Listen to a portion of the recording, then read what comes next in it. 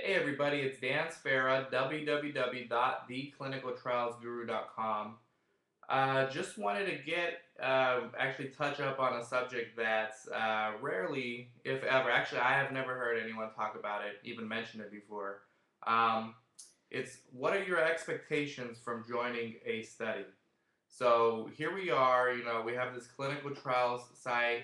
We're talking about the different phases of studies, safety, benefits, risks, recruiting tactics, this and that.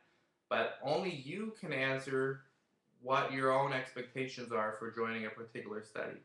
And this is important. And let me back up here. Um, I kind of first was introduced to this concept by a study coordinator.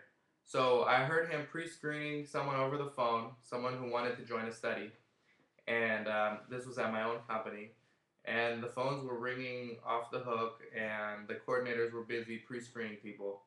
And this coordinator I overheard him asking someone over the phone, you know, what is your expectation for joining the study? What do you want to get out of this?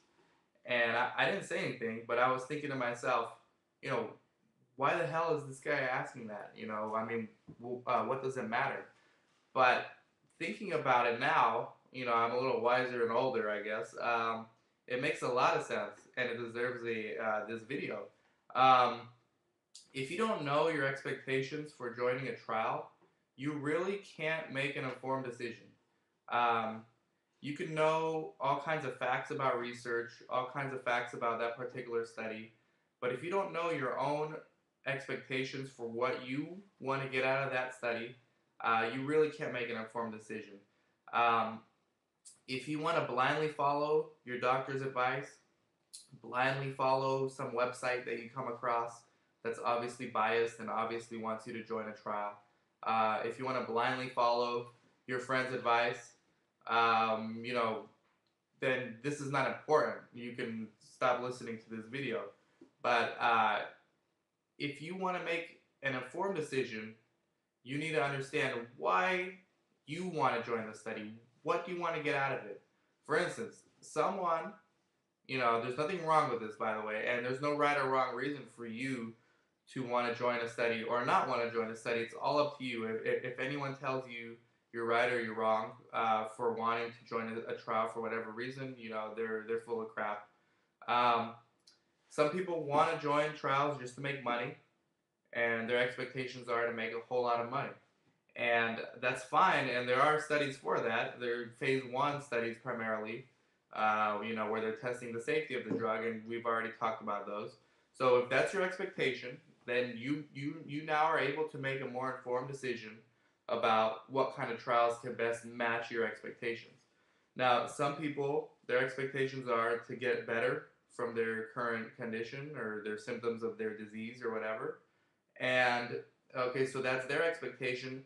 Now they want to do their homework and find a study that can best match their expectations. And now you can go to your doctor, you can go to your social workers, your nurses, your other type of healthcare professional, and ask them, you know, these are my expectations. This is what I want to get out of a trial. What studies can I get into? And now you have just opened, you have just taken it to another level. Now you're not just saying I'm interested in joining studies. You're now you're now explaining what your expectations are, and now you've just kind of eliminated a lot of studies that are not appropriate for you, and are able to focus in on the studies that are. So some people want to get better or find better treatment for their conditions, and there's studies for that. Now, if that's your expectation, you're not going to want to get into a study where you have a high chance of getting placebo. Some people have expectations of, you know, getting into a study because they want to get out of the house, they want to do something productive. This is very common in psychiatric studies where people, they want a change of scenery, they want to get out of the house, they want to interact with people. Let's say you suffer from depression, and getting out of the house and meeting new people, interacting with the study staff, that alone is gonna, in many cases, help your condition. So at that point, your expectations are to interact with people, have a change of scenery, do something productive. So now you can find a study that will best match your needs. You'll look for studies or research centers that have friendly staff, um, staff members that are willing to interact with you on a personal level. And so now you're able to narrow down, much more precisely what type of study, and even more so, what research center you should join or sign up for a trial for. So there's an infinite amount of reasons why people would want to join studies, and only you can answer the question of what you want to get out of the study. And until you find that out, you really won't be able to make a truly informed decision.